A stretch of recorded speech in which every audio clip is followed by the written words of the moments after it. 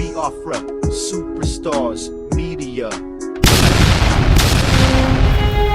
My people, my different people, how on a day? I say good morning, good afternoon, good evening, good night, depending on where you listen to the sound of my voice.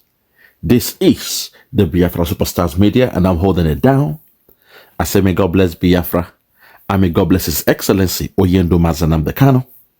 May God bless, may God bless, may God bless His Excellency, the Prime Minister of Biafra, His Excellency ESN Ekpa.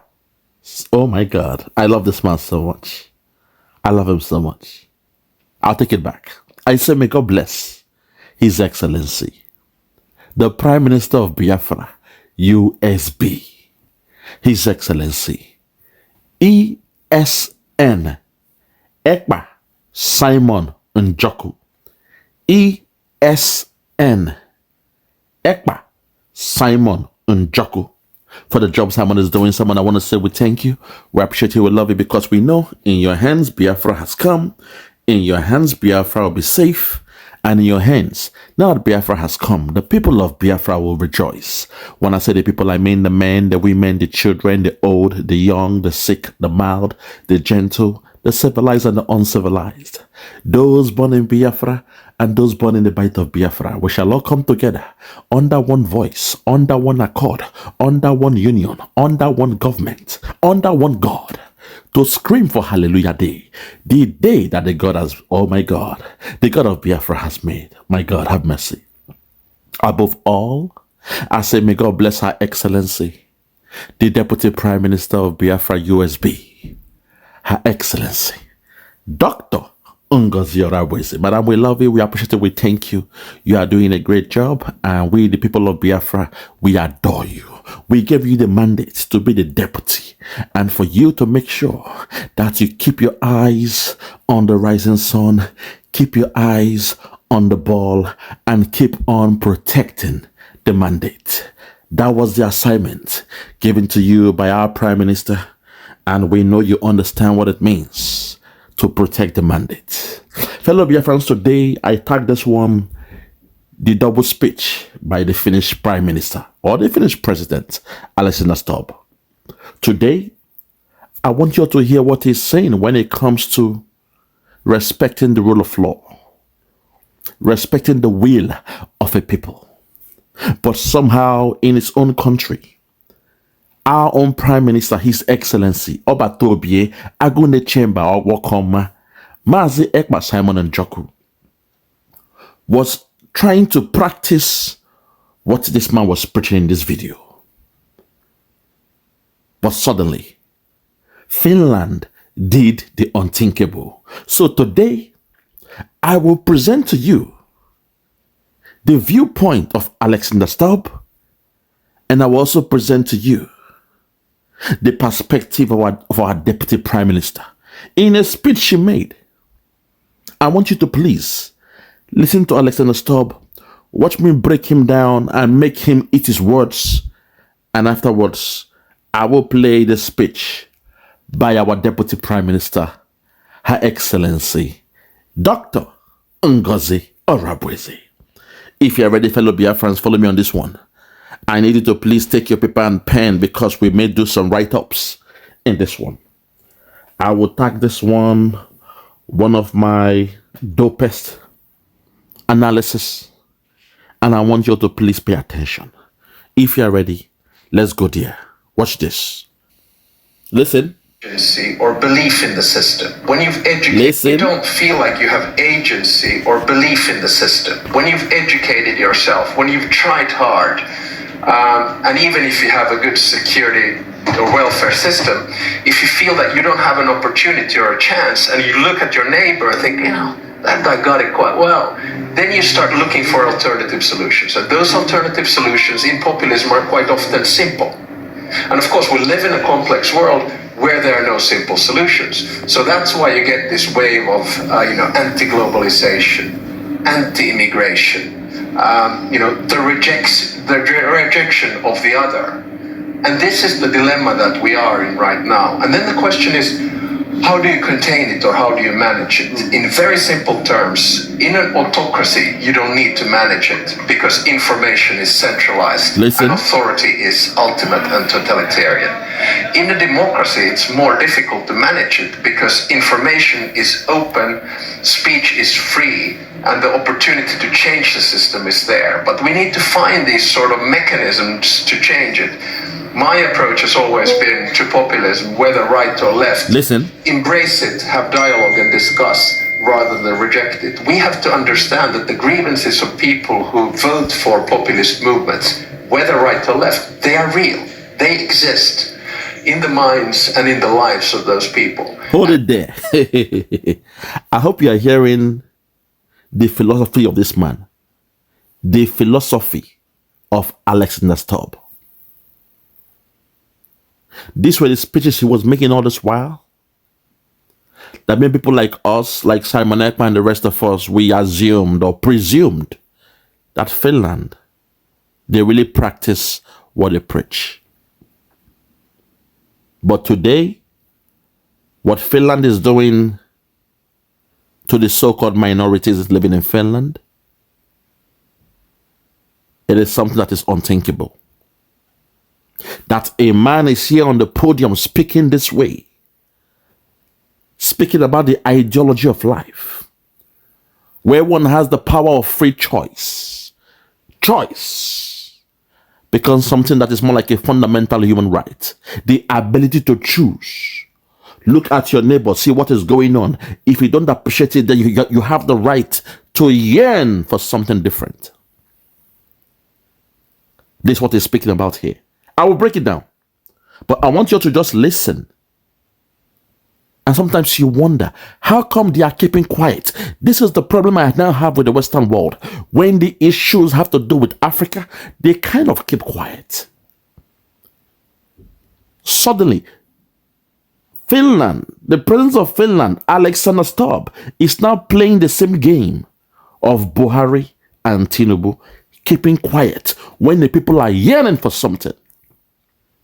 They pretend not to see it. We've sent this man lots and lots and lots of video evidences, pictorial evidences, documentation to show the pillaging in the land of Biafra done by the Fulani killer headsmen and the Nigerian military and the rest. Yet they pretend not to see it. But today he's speaking about liberty, the freedom to choose. The popularist movement and the rest of them. At this point, let me take it back and break it down. After breaking it down, I will now play to us the speech given by our Deputy Prime Minister on a very higher level. Follow who no road. Ignore those people trying to distract the job, the good job our Deputy Prime Minister is doing. But at this point, let me break down what this man said. I will hold him by his own words. I call this one double speech. Because in one hand, he's speaking and talking the good talk. But in the other hand, he's pretending as if he doesn't know what's going on. They pretend not to see what's going on. That's the problem. When it comes to Africa, when it comes to affairs of the African people, these guys always pretend not to see what's going on. Today, they are asking for the head of the Burkina Faso, military head, Traore. They want him down. A man who is doing what no other African president or leader has done. A man loved by the people. A man adored by the people. A man respected by the people. But no, to the Western world, Traore is somebody that must be brought down. Ibrahim Traore must be shut down. But we are glad that he has done the right thing by following the school of thought, making sure he pitched his tent in Russia. The big dog. Hence, they are taking their time. Countries like France are taking their time, but they are trying to use people within Burkina Faso to create a coup, to take out a good ruler or leader. Double speech. from the Western world. At this point, let's take it back and listen to what this man said, and I'll break it down. Watch this. Or belief in the system. Take it back. You don't feel like you have agency or belief in the system. You don't feel like you have agency or believe in the system. This man loved the word agency. While he was in Kenya, he spoke about the agency. To the people of Kenya, you now have the agency. The agency. Agency. That's the problem when a country is not an English-speaking country. They use some kind of words, and you must now go back to the dictionary to do a research on that word. Because we know on a layman's term what an agency is.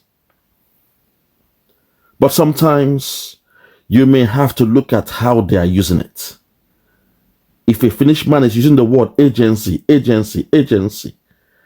then it only behoves upon you to check the dictionary meaning of agency. So fellow Biafrans, if you're ready, I present to you the definition of agency. Listen. Agency. One more time. Agency. One more time. Agency. Alpha, Golf, Echo, November, Sierra, Yankee. Agency. Agency. Okay. Now the first definition, it says, a business or organization providing a particular service on behalf of another business, person or group. A business or organization providing a particular service on behalf of another business, person or group, country to country. Do you not get it? The second definition says action or intervention producing a particular effect. The action or intervention producing a particular effect, an intended outcome. Today we see Finland going around. They've been to Nigeria to discuss. And they promised them three things. They said education, oil, and gas. Education, oil, and gas. We saw the foreign affairs, from ministers from the Scandinavian countries meeting with those in that zoo called Nigeria. And within few months, our Prime Minister, His Excellency, Mazi Ekpa Simon Njoko, was called for questioning in Finland, and it was held incommunicado. Fellow Biafrans, we must understand the psychology of the Western world. I call it double speech. In one hand, they are saying the good things. They are saying how things should be in an ideal world. But when those who don't look like them, when Africans, when the black man try to portray exactly what they are saying in their books, in their laws, they turned around and they call us all sorts of names.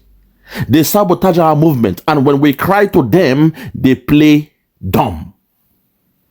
We've gone to the EU, we've cried and begged the EU, we've given them all the informations known to man, but they play dumb. They pretend not to know what's going on.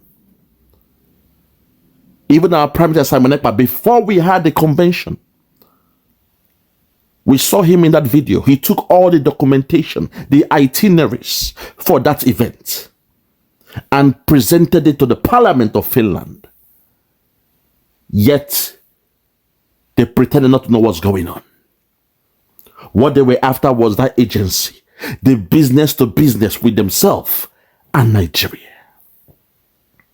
To create the agency, the avenue, to have those fringe benefits between themselves and Nigeria. Again, I repeat, the definition of agency. Listen. Agency. One more time. Agency. It says, and I quote, A business or organization providing a particular service on behalf of another business, person, or group. A business or an organization.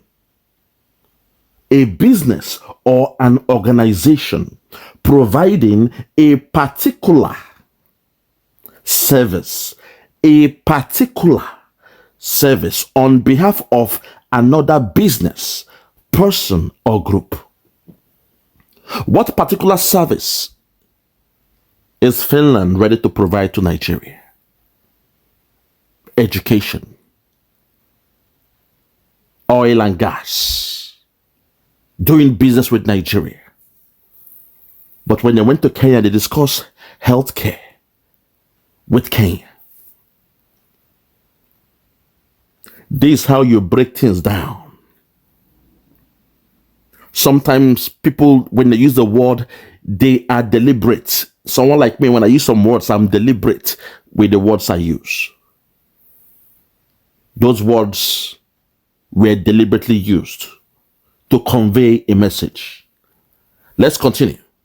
Educated yourself, when you've tried hard, and even if you have a good security or welfare system, if you feel that you don't have an opportunity or a chance, and you look at your neighbor and think, that guy got it quite well. Okay, very good. When you've tried hard. God have mercy. The story of the Biafrans. We are the owner of the oil, the gas, but hardly do we even work in the oil company. We don't even control the oil wells or whatever. And we left all those things for the other tribes. Okay, keep on stealing and siphoning. We shall keep on doing business. We believe in business. We've got that ability to maximize profit. When it comes to business, we understand the science of business. Some of the so-called richest businessmen in Biafra land, some of them didn't go to school, but they understand the science of business. It's not just business studies. Business studies is something you study in your university, in your college, or whatever. But the science of business, that science, just two people have that information. Just two nations have it. The Biafrans and Israel. That's why till this day they hate us with a passion. Till this day they hate us with a passion. I was speaking to a friend the other time. He told me a Hausa man or a Fulani man, a young boy in Abuja is into car business.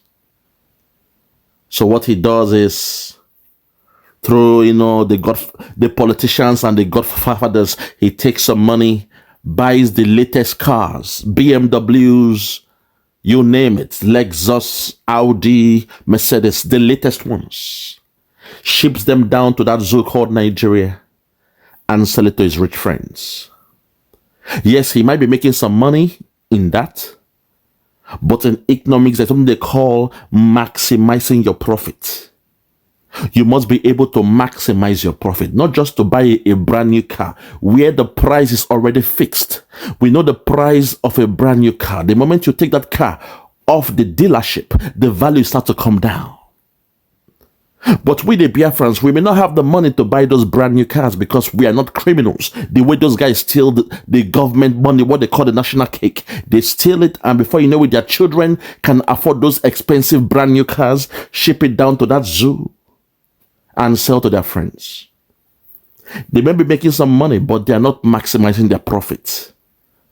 But we, the Biafrans, we understand that those who are buying those expensive cars, those who steal the wealth of the nation and buy those expensive cars, one day, they will need some spare parts. So we, the Biafrans, will go out there, buy those spare parts from a broken vehicle, ship them back to that zoo called Nigeria.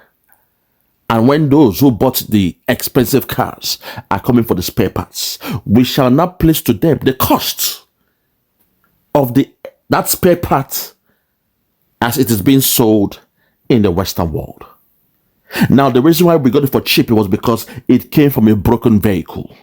As you know, when a car is broken, the owner just wants to sell it off. The insurance just want to get it rid of. So they don't care about the value of the parts. So in the science of business, you buy low to sell high. But I won't give it all out in this broadcast. I will leave it for my Biafran businessmen to keep on doing what they are doing. I won't give out a secret. But the idiot in Abuja who is doing this business, all he does is take some money from his parents who are into politics, some loose cash, not worked for, buy those cars, bring them back, and within 6 months the value is going down, then he sells it. He's not making any profit, although the money he's used to do the business is fraudulent. So just like what this man said here, that sometimes you have worked hard, you have put in the work, you've put in the effort, you've dotted all your I's and crossed all your T's. You've made sure that no stones are left unturned and no turns are left unstoned. You've been there and done that. You've done what you have to do as a man, as a people, as a nation, as a region. But when you look at your neighbors, what's going on here? These guys that don't have the expertise like you, but because they are in the corridor of power, because Britain told them they are born to rule, then suddenly they are the ones controlling the wealth of a nation, mismanaging the wealth of the nation. And guess what? They go out to China, to IMF and the rest of the places, the World Bank, to take loans in your name. But when those money come, when they are carrying out their so-called monetary policies and fiscal policies, it's not felt in the land of Biafra. So we said enough is enough of this nonsense. We are done with this thing called Nigeria. This union is not working. This marriage is not working. And it's time for us to leave. Unfortunately, we did it according to the books of the Western world. Their bylaws, their rules and regulations, the treaties they've signed, we went and made sure we met all the whole criteria. But the problem is, you are a black man from Africa.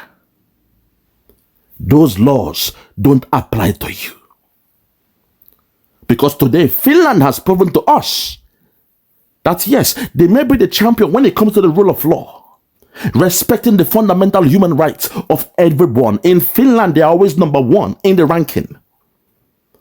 But when it came to respecting the fundamental human rights of a black man, a black Finnish, in the name of Simon Ekpa, today you see what he's going through. Fellow Biafrans, I am not ready to come out. I'm not ready. My time has not come. As Christ once told his mother, Mary, when Mary told him to change water into wine in a marriage feast, he told Mary, mother, my time has not come. Woman, he said, my time has not come. My time has not come.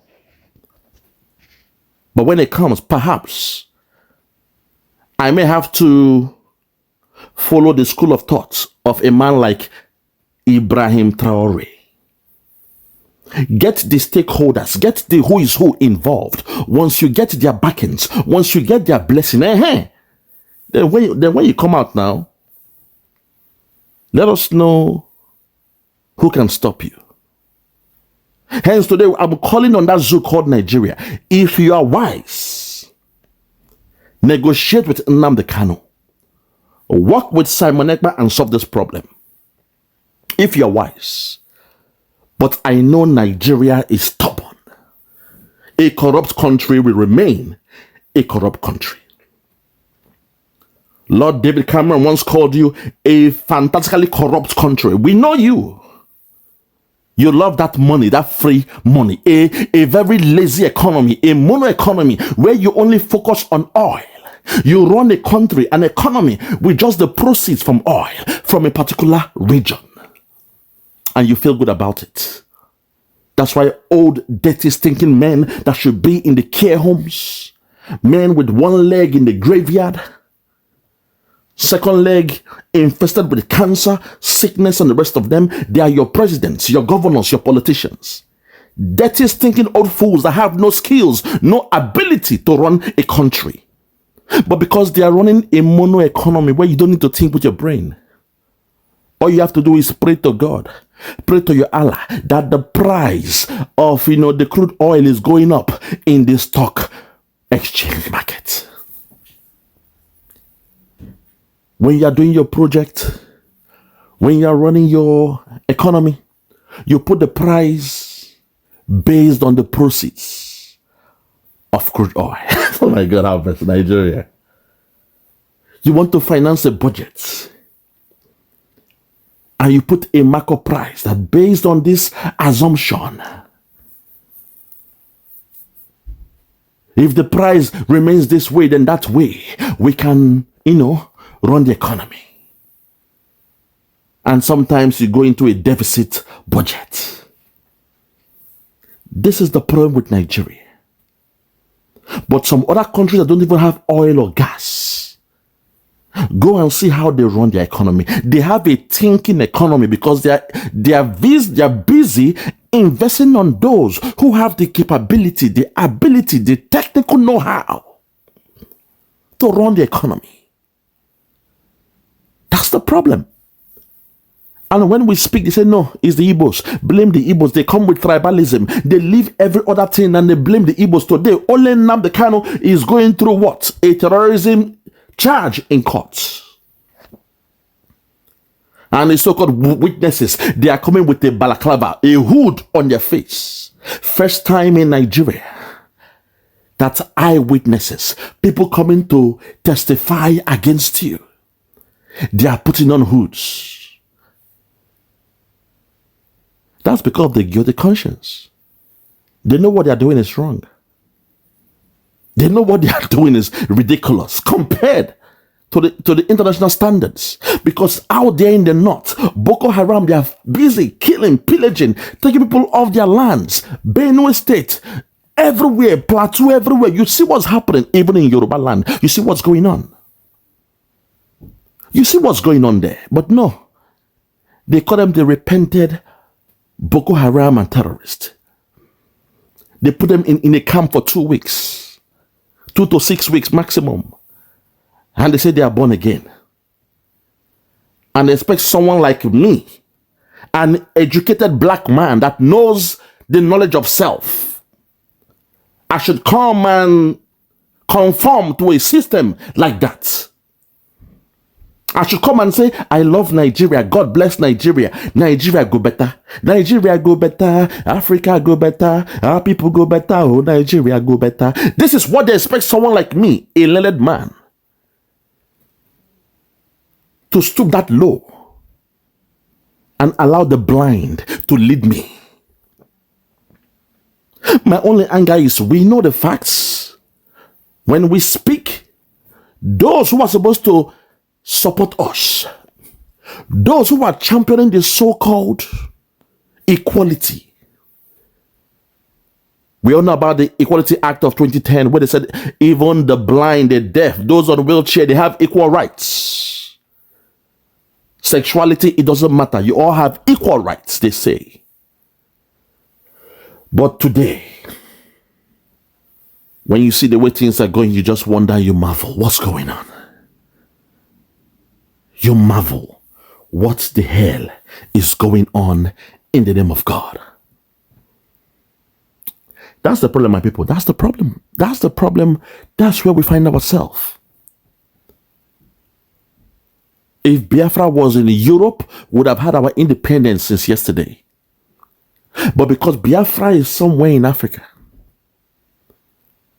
and those who said they are the ones that govern the world, the leaders of the world, those that came with the charter, with the treaty about respecting the fundamental human rights of a people, a person, a nation. When we go to them to apply those rules, they start to dilly-dally. They start to perambulate. They start to pretend as if they don't know what's going on. That's the problem I have with a country like Finland. The number one, the champion, the one that always gets the trophy for the country that respects the rule of law. Finland. Suddenly, the president of Finland is acting like Buhari. He's keeping quiet. He's pretending not to know what's going on. Lord have mercy. Let's continue because of time. You start looking for alternative solutions, and those alternative solutions in populism are quite often simple. And of course, we live in a complex world where there are no simple solutions. So that's why you get this wave of, anti-globalization, anti-immigration, the rejection of the other. Listen. And this is the dilemma that we are in right now. Okay. And then the question is, how do you contain it or how do you manage it? In very simple terms, in an autocracy, you don't need to manage it because information is centralized and authority is ultimate and totalitarian. In a democracy, it's more difficult to manage it because information is open, speech is free, and the opportunity to change the system is there. But we need to find these sort of mechanisms to change it. My approach has always been to populism, whether right or left. Embrace it, have dialogue and discuss rather than reject it. We have to embrace it, dialogue and discuss rather than to reject it. His own school of thought, his own way of thinking is to embrace that change, dialogue and discuss rather than putting it apart. But today, a man in Finland, our Prime Minister, His Excellency, Mazi Simon Ekpa. He followed what this man said to the T. We were out there in the public. We told them it is time for change. That we cannot continue in a country where they want to Islamize us. We are not Muslims to call a spade a spade. We are not jihadists to call a spade a spade. We are Christians and traditional worshippers. And the trajectory Nigeria is going. Oh my God, have mercy. They know the fact, but they pretend. They have the information. They have the data. Even Finland has the information about Nigeria. They know about Boko Haram. They know about ISIS, ISWAP, Lakurawa, ravaging and going through and through Nigeria and the Chad area. They know these things.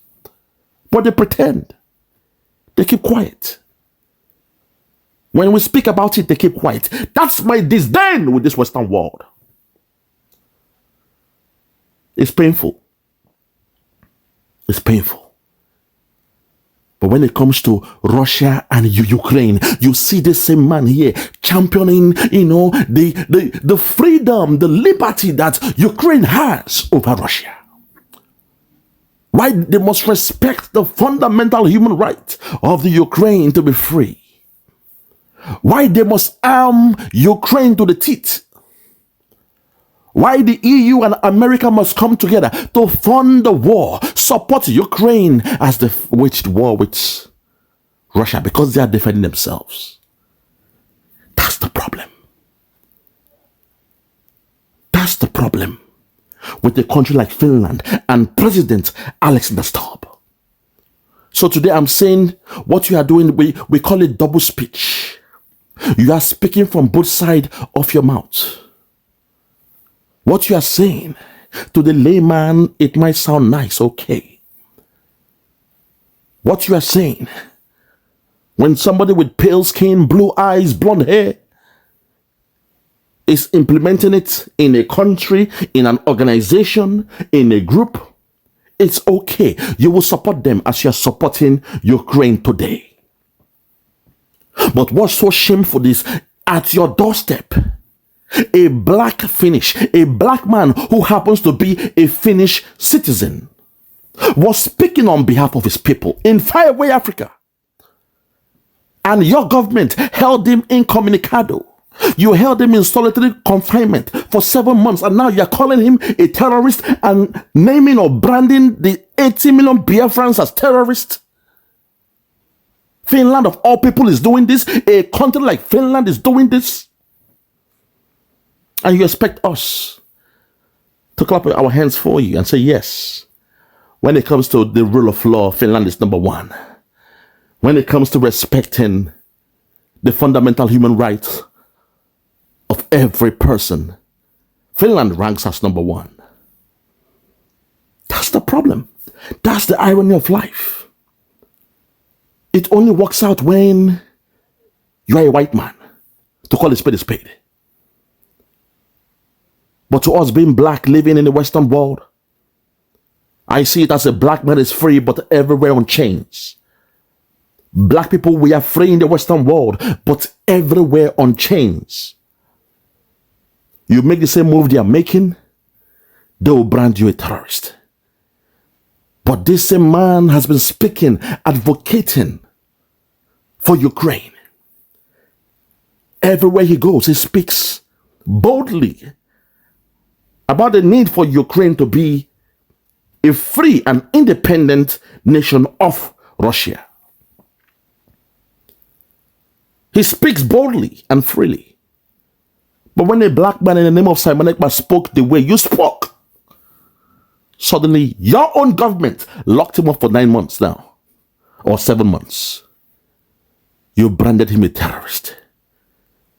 Not only that, you are working with a third world country. You are working with an underdeveloping country like Nigeria because they promised you oil and gas from the land of Biafra. You are ready to betray your own people, to betray a black Finnish citizen for a third world criminal country called Nigeria. Shame on you. Shame on you. I have no respect for you. I've lost my respect for you as a man. And you can't do me nothing because the country I represent is bigger than your country and more powerful than your country. You've let yourself down and you've let Finland down. All the respect I have for you is gone out the window. All you're doing is talking the good talk, but ain't ready to walk it through. You talk the good talk. You're a good talker. But when it comes to implementing it, when a black man takes your word and trying to do what you are doing, it becomes a problem. You are seen as an advocate for Ukraine. You are speaking for a foreign country, and the whole world, they respect you. They see you as an advocate for the Ukraine country. But when a black man is speaking for his own people, Simon Ekpa speaking for Biafra, the Prime Minister of Biafra, speaking on behalf of the Biafrans. Your country, Finland, locked him up. He was invited for questioning and you locked him up for 7 months. Your law says within 14 days, anybody held in solitary confinement must be released. Although there's a gray area that says every 2 weeks, you can, investigate and carry out your research and do the review of the case. But let the man go within 2 weeks if you have no case on him. But no, in the case of Simon Ekpa, you chose to go the other way around. First time in Finland.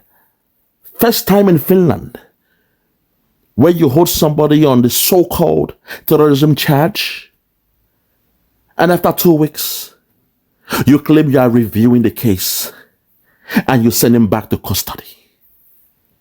At the end of the 2 weeks again, you come back and say, oh, we are reviewing the case and we still have grounds to hold him.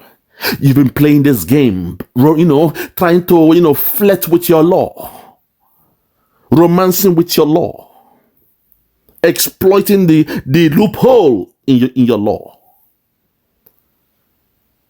And for 7 months, you've held an innocent man at the demand of a third world country like Nigeria, a country that you know is a criminal enterprise, a country with a bad resume around the whole world. But because they promised you oil and gas, you are happy to skip to the loo.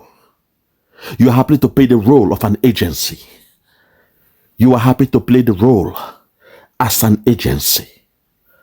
I've been watching you for far too long. Using that word, agency. You were in Kenya and you spoke about the agency. So I knew that there was something peculiar about the exact meaning of that word. So I went to the dictionary to see what the real meaning of an agency is? Agency. Listen. Listen. Agency. Agency.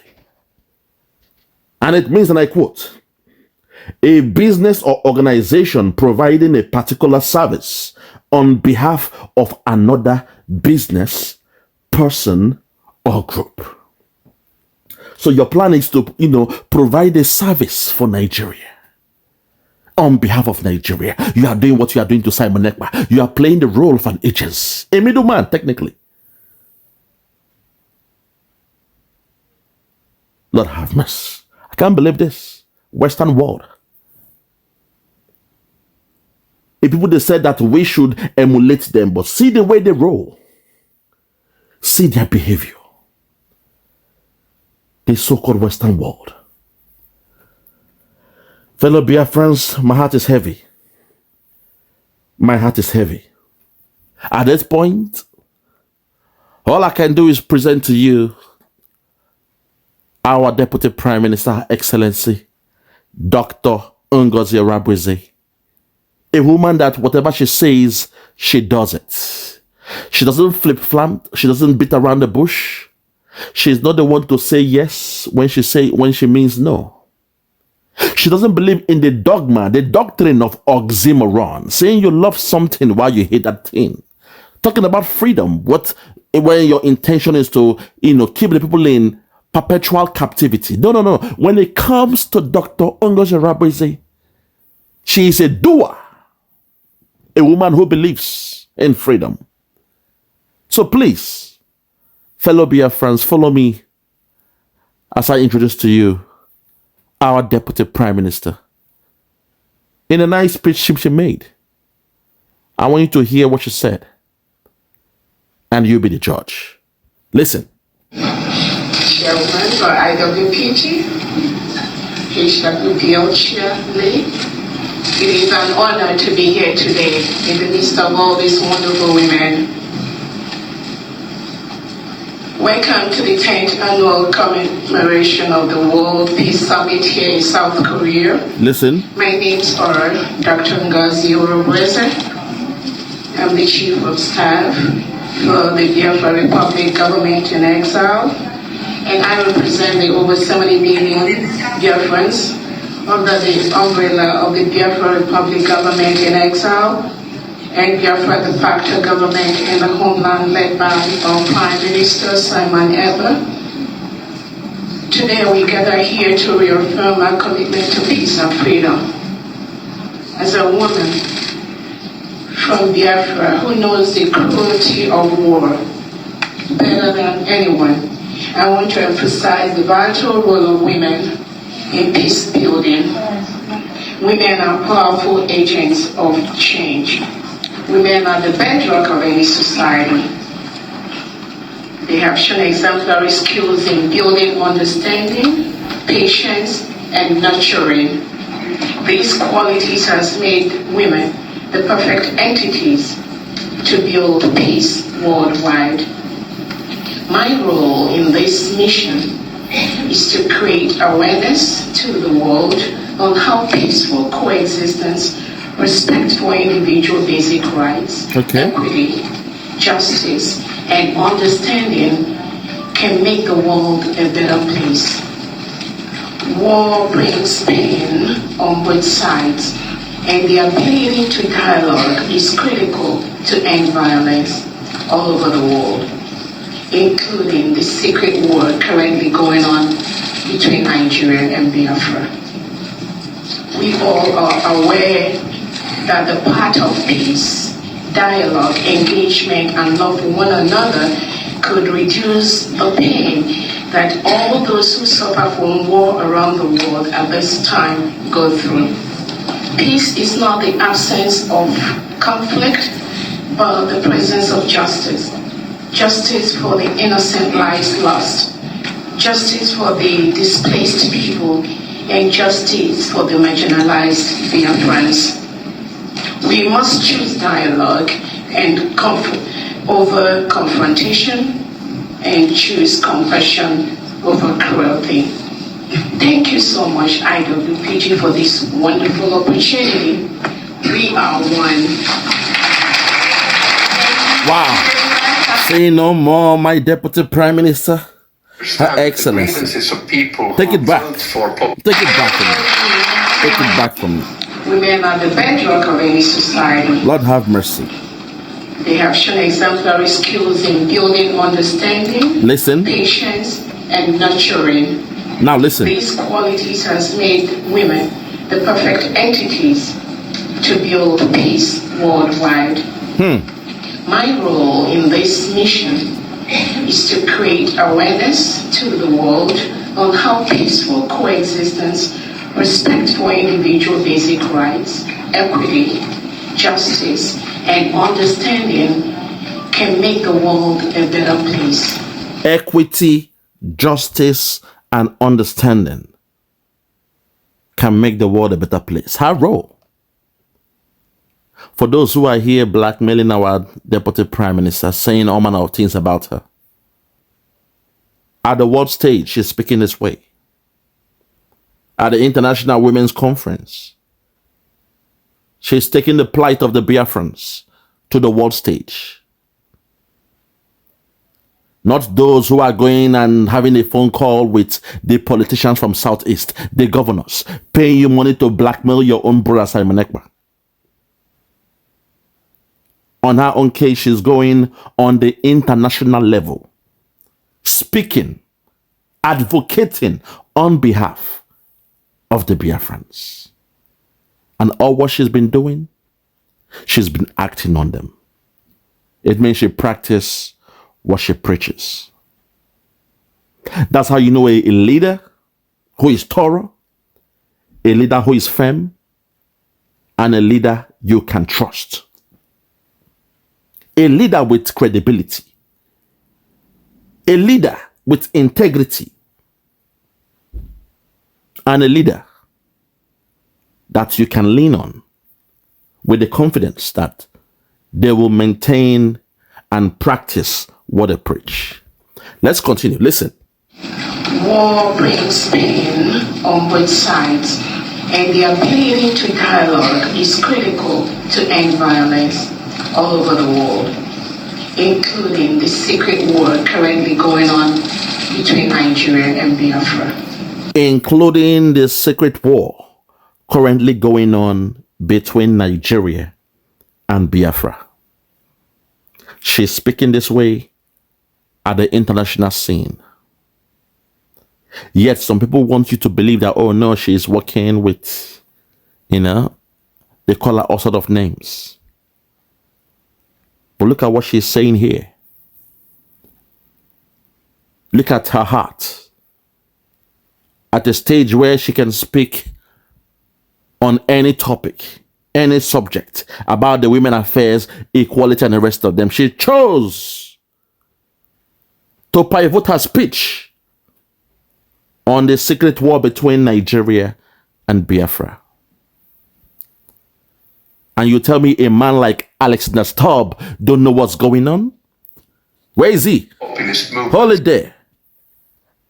STUBB, you want to pretend you don't know about a war happening in the land of Biafra, where Christians are being killed, where our lands are being taken from us, for the quest, the yearnings for gold and oil, gas.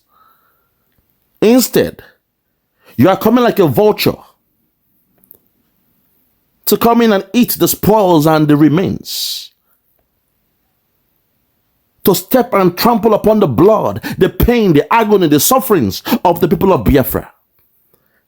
And you are dialoguing with Nigeria to give you a deal for oil and gas in returns for education. No, we know the game. We know you are there to sabotage your own, Simon Ekpa. That's your intention. You can fool somebody like me. From your words, I can tell you are not a man of integrity. Same whole thing keep on happening over and over. Every time things like this keep on happening because you are the prime minister or the president of a country of less than 10 million people, and Simon Ekpa is on the verge presiding over 80 million people, and you are envious of this black man in Finland that had the power to control 80 million people, men like us, men and women like us. You say, no, he's a terrorist. Your government tagged him a terrorist because 80 million Biafrans love him, and we gave him that platform. We voted for him to be our prime minister. But to you, how can this black boy who was in your political party control 80 million people? Not on your watch. Not on your watch. I will tag him a terrorist. I will come with the slogan, he's a killer of his people. And there is a wide range of terrorists out there around the whole world. But you are here professing about equality and having the opportunity to express oneself. How dare you speak this way? I tell you, as a man with double speech, I have no respect for you anymore. I've lost my respect for you and Finland. And you can do nothing to me because the country I represent, we are bigger than you. And nationwide, we are stronger than Finland. You've lost all I've lost all respect I have for you. Keep on holding Simon Ekpa for Nigeria. Keep on doing the dirty jobs. And go there and steal the oil and gas for your people. All I know that this Biafra that we are looking for, it will never end. The quest, the yearning for Biafra will never die. Biafra is here.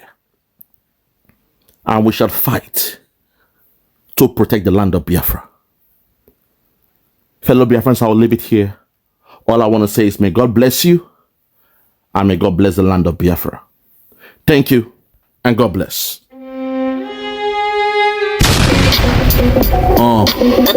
Yeah, Biafra, Biafra. Yeah, Superstar Media. Tell me about Biafra. We going back to the motherland. Tell me about Biafra. I wanna know. Tell me about Biafra. We going back to the motherland. Tell me about Biafra, Biafra. I wanna know. We going back to the land. We going back to the motherland. Biafra, Biafra. Tell me about Biafra.